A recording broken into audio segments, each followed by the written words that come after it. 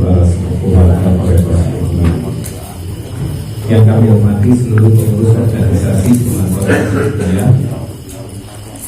di Kabupaten Mangungan yang tergabung dalam pos-pos Kabupaten Mangungan, yang kami hormati seluruh warga organisasi media di Kabupaten Mangungan yang hadir pada hari ini.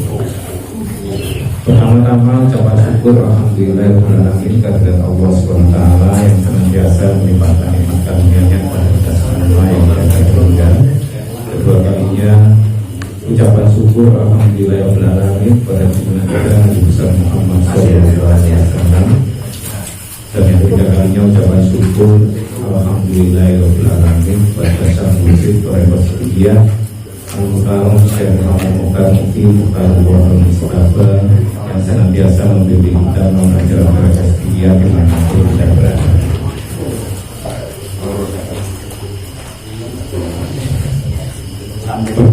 Bapak ini ibunya ada gitu? Ada. Bapak ibu warga proses dia yang kami muliakan. Berawal dari sebuah ayat Al-Quran dalam surat Fussilat ayat 35. Allah Ta'ala berfirman, wa ma yulaqoha illa alladziina sabaru wa ma yulaqoha illa dzu haqqin adzim. Dan dia adalah aku berikan nikmat besar, kulimpahkan nikmat yang agung kecuali kepada orang-orang yang sabar. Dan pula tidak akan aku berikan anugerah yang besar kecuali pada orang-orang yang memiliki ruhatin hati jiwa yang besar. Dalam ayat tersebut merupakan satu deklarasi pengumuman dari Allah Ta'ala, tidak akan melimpahkan sesuatu yang besar kecuali dilimpahkan pada orang-orang yang sabar. Dan pula tidak akan melimpahkan sesuatu yang besar kecuali kepada orang-orang yang memiliki jiwa besar. Jadi Allah Ta'ala itu memberikan sesuatu yang besar untuk persiapan daripada diri kita. Memberikan sesuatu itu juga mempertimbangkan wadahnya. Ilmu sewu, nek umpamane wadai mampune 10 kilo, diwenehi 100 kilo ribut di sini. Sekedul gitu. Ternyata dari ayat itu, kalau kita menginginkan sesuatu yang besar, yang agung, kita harus mulai mempersiapkan diri, mengkondisikan diri kita supaya layak untuk menerima sesuatu yang besar. Wa ma yulaqoha illa alladziina sabaru wa ma yulaqoha illa dzu haqqin adzim. Orang-orang yang menerima anugerah besar pastilah dilalui dulu yang namanya sabar. Sabar. Cuma yang dimaksud sabar dalam ayat ini itu bukan kok sabar sing umum ini ya wis, bukan seperti itu, atau disobar-sobar oleh ini itu bukan. Ternyata yang dimaksud sabar dalam ayat itu diterangkan di dalam kitab Ulumuddin sabar. Yang pertama harus sabar alal ta'at, sabar dalam menghadapi perintah-perintah Allah untuk ditaat. Yang kedua harus sabar alal maksiat, sabar menghadapi larangan-larangan Allah untuk dijauhi. Apakah itu cukup? Boten. Jangan tekun beribadah, melaksanakan hal-hal yang positif, yang baik menurut Allah, kemudian juga menjauhi larangan-larangan Allah itu tidak. Maka harus ada yang namanya sabar alal musibah atau sabar alal baik. Sabar menghadapi menghadapi ujian-ujian Allah. Kalau diartikan sewu niki sobat niki bisa dikatakan alih bahasanya niku ulet tabah tetap di jalan Allah. Dalam menghadapi perintah-perintah Allah tetap ulet dijalankan, meskipun kondisi-kondisi banyak yang menghambat, rintangan-rintangan, hambatan-hambatan pasti tidak akan pernah kita bisa menghindarinya, pasti kita akan bertemu. Kendala pasti, termasuk pula dalam menghadapi larangan-larangan Allah, ini juga banyak kendala. Seandainya derajat tinggi atau kesiapan untuk menerima anugerah besar hanya cukup melaksanakan perintah Allah tekun dan menjauhi larangan Allah tekun, pastilah para nabi-nabi itu boten terima ujian.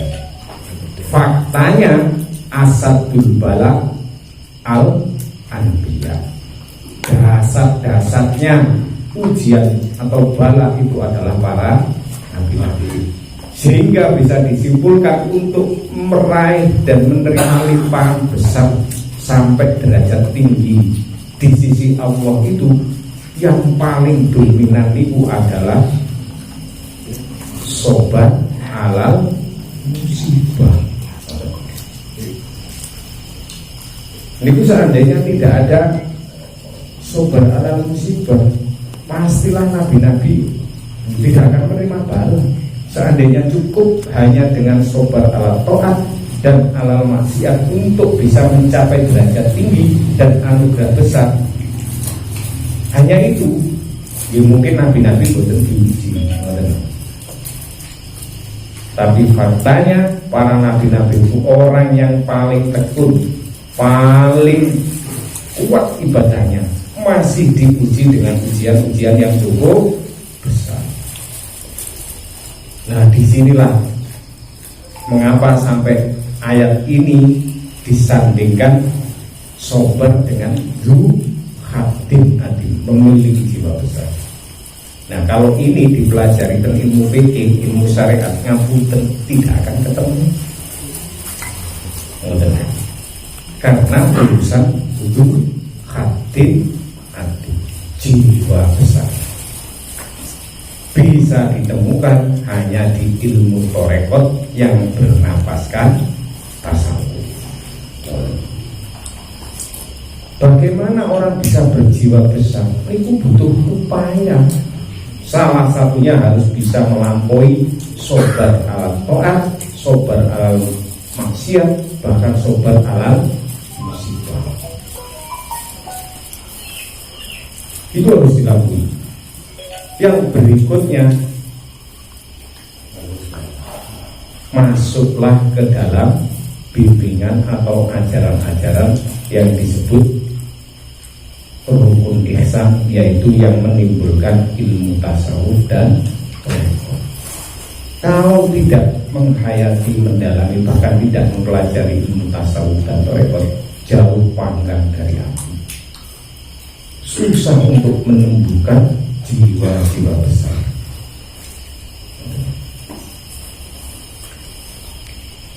Jadi tidak gampang untuk menumbuhkan jiwa besar. Makanya leten ilmu tasawuf itu ada salah satu alirannya, ada aliran filsafati, ada aliran amali. Dan kalau torekot sidiyah itu alirannya adalah al-insofi, kesadaran diri.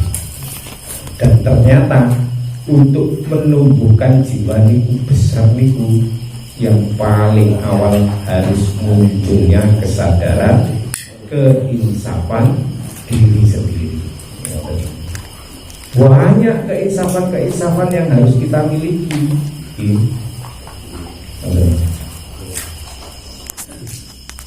Seandainya hanya cukup melaksanakan ibadah sekuat-kuatnya, mungkin belum mampu mengantarkan kita kepada kesiapan jiwa besar, belum mampu. Saniki perkara sing alit mawon nggih. Yang nganggo pari butuh kesabaran kok mboten. Mboten sabar wong mari dimes, mari muncul. Kalau enggak kali tikus nggih. Nek mboten sabar mboten wonten mari saniki. Kangkong. Orang nanam tanaman sayur-sayuran kalau tidak ada jiwa-jiwa kesabaran. Dan itu kesabaran saking budi munculnya pasti dari keinsafan diri. Ini padahal hal kecil. Salah satunya adalah hal mengenai cara bertani. Belum lagi soal pekerjaan yang lain itu butuh keuletan. Nek nyok gitu, itu begini. Itu bukan wonten hasilnya gitu, bukan. Ngomongnya dari pengurus nih, gue lagi bukan sabar mas.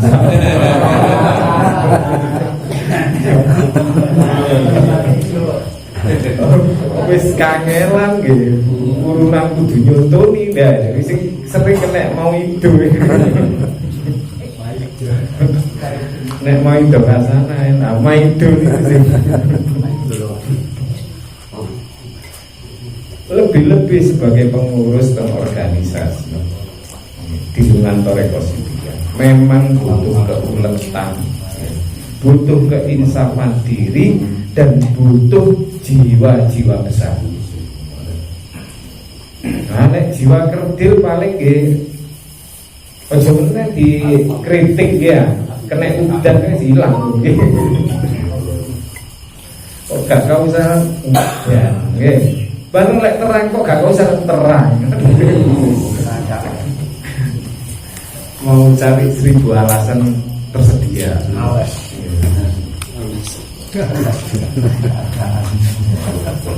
Jadi pengurus dan organisasi di kantor ekosistem memang harus mulai diupayakan supaya muncul kesadaran-kesadaran yang ujungnya mampu menumbuhkan jiwa-jiwa besar. Nah, saat ini kan jadi pertanyaan, jiwa besar itu seperti apa? Secara unsur manusia itu ada 3 unsur pokoknya. Satu dari unsur jasmani garis besarnya, yang kedua dari unsur akal, yang ketiga dari unsur roh. 3 unsur ini mempunyai tuntutan. Unsur jasmani mempunyai tuntutan terhadap yang sejenisnya. Makanya konsep bahagia itu adalah ketemu dengan jenisnya. Kalau jasmani ini ada unsur tanah, udara, asap, tanah dan air, dan otomatis ketemu dengan tanah dan air beserta kandungannya tanah dan air itu akan senang. Tanaman, makanan, minuman, kemudian sing kuning-kuning ini kan bagian dari unsur tanah dia, wonten emas, wonten perak.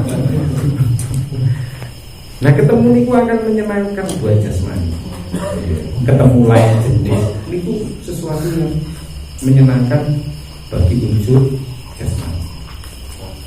Kemudian dari unsur akal pikir itu akan senang ketemu dengan yang mempunyai akal pikir, ketemu dengan manusia, berinteraksi, berkomunikasi. Kalau itu tidak dipenuhi, pasti akan ada yang namanya sesuatu yang kurang, hampa.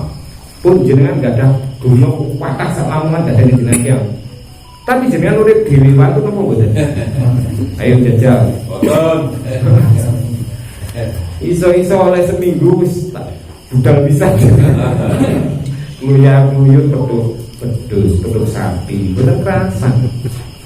Itu salah satu tuntutan dari unsur akal pikir. Berinteraksi, berkomunikasi, bertukar pikiran, silaturahmi. Niku bagian tuntutan dari akal. Bagaimana kalau ketemu manusia yang tidak berakal? Boten nyambung, boten nyaman dengan panitia gendeng enak ngomong. Kini ngomong aku mau jawab Z, ya. Bisa. Kadang-kadang sampai melok kantut, ya. Kalau ngomong wedhus ditomboi. Itu pun harus ketemu manusia-manusia yang masih berakal sehat. Kemudian bagaimana dengan unsur ruh? Itu pasti punya tuntutan kuat untuk ketemu dengan zat yang maha ruh. Jadi adanya jenengan diajak dikruwo, diajari zikir pada Allah dalam rangka memenuhi kebutuhan unsur pokok ruh kita. Karena apa? Ar-ruhu min amri Rabbi. Ruh itu dari alam amalnya Tuhan, dari urusan Tuhan. Sehingga kita punya tuntutan kuat untuk berinteraksi, berhubungan dengan zat maha ruh. Nek niku mboten dipenuhi jenengan pun ngraosaken sebelum bisa diajarkan di kula singen pun disiruhani jenengan kodos dulur. Pasti ada sesuatu yang kurang. Mungkin ada yang bergelimang harta, bergelimang relasi teman yang banyak, tapi masih hampa. Kenapa? Salah satu unsur yang pokok di dalam dirinya belum terpenuhi kebutuhan. Nah, dilihat dari situ, jangan bisa gambarkan jutaan warga, jutaan umat manusia ini masih dalam posisi hampa, belum memenuhi dari yang dituntutkan dari unsur yang ada di dalam dirinya. Makanya mereka itu berupaya berspekulasi, oleh ngono kebahagiaan itu duit sing akeh, kedudukan yang tinggi. Faktanya tidak menjamin orang yang kaya raya berkedudukan tinggi itu merasakan bahagia. Leres apa betul? Tidak jamin, dan memang bukan jaminan. Tapi beda kalau kita mengamati di dalam dunia agamis, di dalam dunia ilmu torekot dan tasawuf. Kadang-kadang materi ini pun nggih pas-pasan, ya, konco nggih mek titik, tapi tidak bisa merasakan kebahagiaan yang hakiki. Kenapa? Karena salah satu unsur kebutuhan roh itu sudah terpenuhi. Nah, terpenuhinya kebutuhan tuntutan roh ini disebut bahagia hakiki.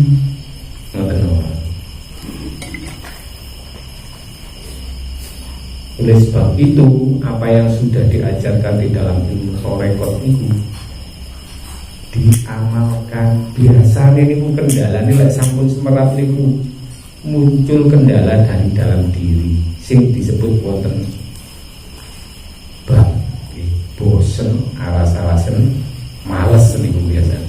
Pun semerat pikir enak, tapi kadang ini males. Nah ini yang harus dikikis. Nek dialang-alangi tiang jopo pun boten kenging kadang-kadang. Ya, ojo kau salah, wani mati kadang ngoten ya. Ojo pikir lho wani mati ngoten. Tapi begitu kena bam niku, walah kena angop pindho gledak gitu. Jadi akan masuk kepada jihadul akbar terhadap langsung kita sendiri. Itu kendalanya tiang sing sampun mengerti.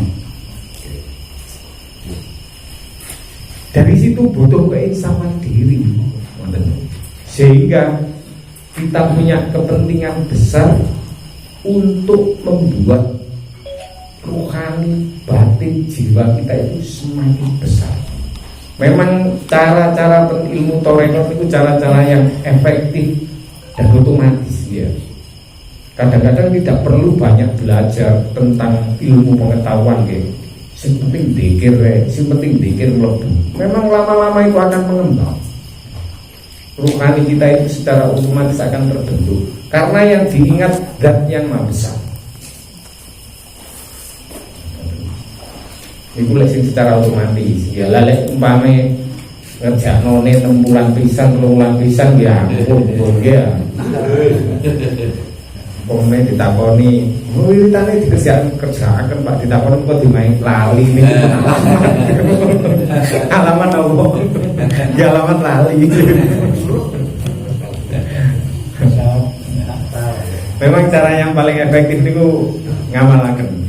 Nek ilmu torekot belajar banyak-banyak. Kadang-kadang nanti akan ketemu yang namanya beberapa ilmu warosah, pemahaman diri sehingga membentuk jiwa kita itu akan besar. Tapi kalau secara ilmiah jiwa besar itu dipengaruhi dari 3 alat batin. Ini secara ilmiah ya. Satu, besarnya pikiran kita, itu masuk alat batin yang ada di rohani kita. Yang kedua, yang ada namanya rasa, lukut. Yang ketiga, ada yang namanya karsa.